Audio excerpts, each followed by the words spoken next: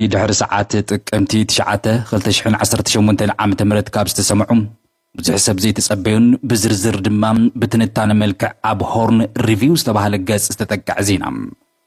امونغو حوحة منغستي ايرتران حديش تمرت كم استفترن abdarzi temrat dema id gibs inkal oto saatnya tat hailtat kam zallawum zገልጽ ሐበሬታ እዩ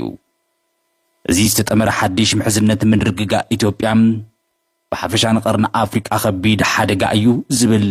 ትርጉም ዝሓዘ ትንታነውን ወፂ ዘሎም ድሕሪ ምፍራም ስምምዕ ሰላም ፕሪቶሪያ ውሽጢ ሕወሓት ዝዕምቆት ዘለዎ ናይ ሓሳብ ምፍልላይ ከም ዝተፈጠረም እቲ ጸብጻብ ይገልጽሞም ዝምፍልላይ ድማ ነቲ ውድብ ኣብ ክልተ ቀንዲ ኣንፈታት ከም ዝመቐሎ የመላኽት እቲ ቀዳማይ ምስ ኤርትራ ዝተኣሳሰረ ክንፊ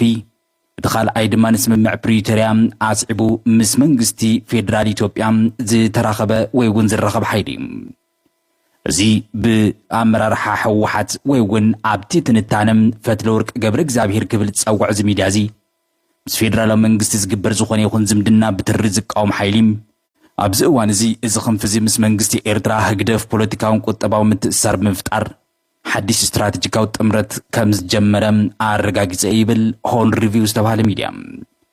እቲ ካልኣይ ሓይሊ ብቀደም ፕሬዚደንት ግዝያዊ ምምሕዳር ትግራይ ዝነበረ ጌታቸው ረዳን ካልኦት ላዕለዎት ኣመራርሓ ከምኒ ጀነራል ጻድቃን ገብረትንሳኤን ዝኣመሰሉ ኣመራርሓ ዝጥርንፍ እዩ እዚኦም ነቲ ስምምዕ ሰላም ፕሪቶሪያ ሙሉእ ብምሉእ ብምድጋፍ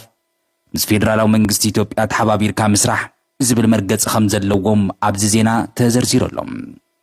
ኣይተ ጌታቸው ረዳ ኣብ መወዳእታ ካብ ዝሓላፍነት ብምልቃቕውን ኣመኻሪ ቀዳማይ ሚኒስትር ኮይኖም ዝዛሞም ምምዛዞም ዝዝከር እዩ ከም ትንታነ ሆን ሪቪው እዚ ሓዲሽ ጥምረት ሕወሓትን ህግደፍን ክልተ ቀንዲ ዕላማታት ከም ዘለዎ ሓቢሮሎም እቲ ቀዳማይ ቁጠባዊ ረብሓ ክብል ይገልጽዎም ኣብ ትግራይ ዝርከቡ ከም ወርቂ ዝኣመሰለ ብመንገዲ ኤርትራ ካብ ሕጊ ወፃኢ ብምሻጥ እቲ ውድብ ዝደኸመ ዓቕሚ ገንዘቡን ምጥንኻር ዝዓለመ ይብል እዚ ድማ ነቲ ውድብ ንወታደራውን ፖለቲካውን ንጥፈታቱ ዘድሊ ገንዘብ ንምእካብ ክሕግዞ ይብል ብኻልእ ገጽ ጽምዶ ተባሂሉ ዝተሰየመ ወፍሪ ካብ ካብታት ዘላንበሳን ኢረቡን ዝተመዛበሉ ወገናት ናብቲ ሕጂ ብሰራዊት ኤርትራ ዝተሓዘ ቦታን ንኸይምለሱ ዝዓለመ ብሓባር ዝተጠመረ ውዲት ሴራ ክብል እውን ገሊጹ ኣሎም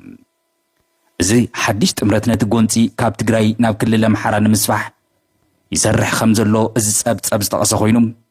ነዚ ንምዕዋት ድማ ከም በዓል ዳዊት ሃይለ ጊዮርጊስን አንዳርጋቸው ጽጌን ዝኣመሰሉ ጉዳይ ተዋሳእቲ ፖለቲካ ብምጥቃም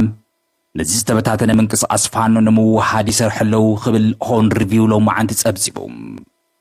እቲ ናይ መወዳእታ